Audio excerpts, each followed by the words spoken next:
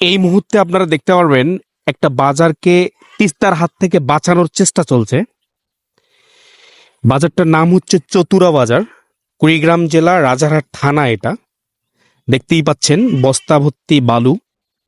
এখানে বাঁধ হবে, বাঁধটা যদি টেকে তো আলহামদুলিল্লাহ, আর যদি বাঁধটা না টেকে তাহলে পাশেই একটা বাজার এবং এখানে একটা প্রাইমারি স্কুল আছে, পাশে একটা বিশাল গ্রাম আছে।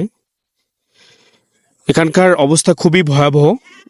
আপনারা সবাই দোয়া রাখবেন, তিস্তাবাসীকে আল্লাহ হেফাজত রাখুক। সবকিছু মিলে পরিস্থিতি খুবই ভয়াবহ দেখা যাচ্ছে। আমরা একটু সামনের দিকে যাচ্ছি, আমি চেষ্টা করতেছি আপনাদেরকে ভালো করে দেখানোর। এই যে দেখতেই পাচ্ছেন, অবস্থা খুবই ভয়াবহ। এই যে এখানে অনেক দোকানপাট ছিল, এগুলো সবগুলো সরাই নিছে, আর বাকিগুলো অনেকগুলো দেখা যাচ্ছে যে সরা লাগবে।